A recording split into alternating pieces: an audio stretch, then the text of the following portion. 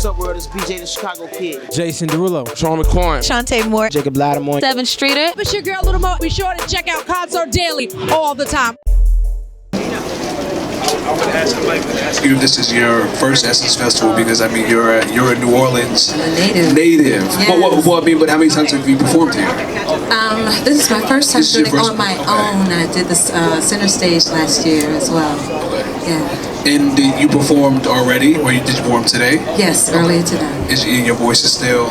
Yeah. You still got it? Yeah, I'm okay. ready. It's good. No, I mean, so talk to us about, for those that maybe are not from New Orleans, like what inspires you and what from this city goes into your music and how you create?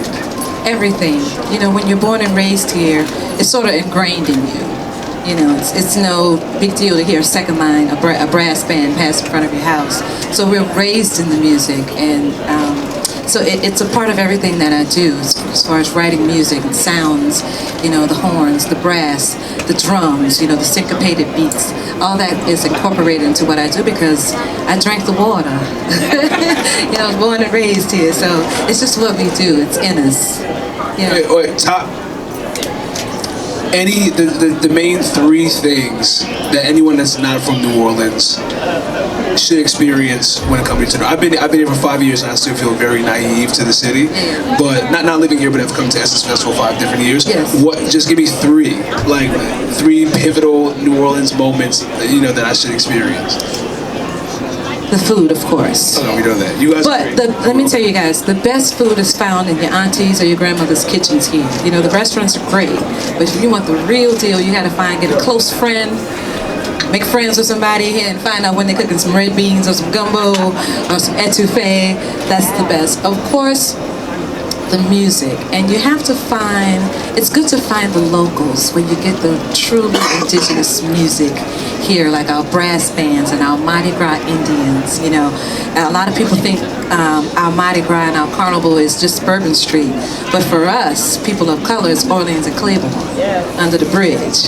You know, so that's where we do our thing on Mardi Gras Day. And let's see, what the third thing would be, just soak it up. You know, the culture, and kind of walk the streets and engage the people. We're friendly.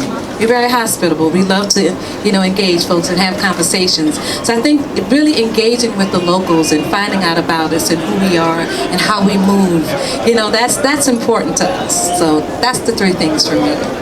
You gladly welcome being a neo-soul artist. Yes. I've had a few conversations with artists, some here, some home, and people try to remove different classifications of R&B to have a broader appeal. Yes. And one artist specifically told me last week that they do not want, the music was neo-soul, but they wanted to change the title and make it whatever you want. Right. But there's an importance to keeping certain genres that people have fell in love with alive, because if you abandon it, then it no longer exists, correct? Yes.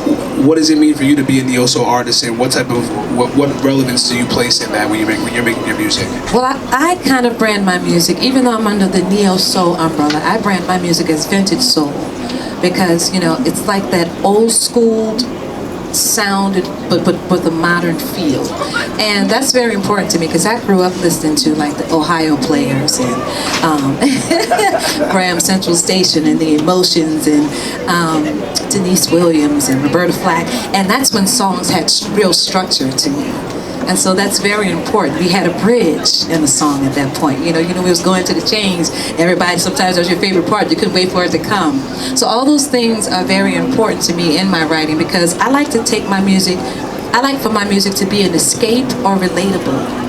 You know, if you're having a hard day, I want you to put my CD on, my music on, and, you know, kind of forget about your troubles. If you come to my show, you know, that's what I like. So those elements are very important into the music for me and into my sound, creating my sound, vintage soul.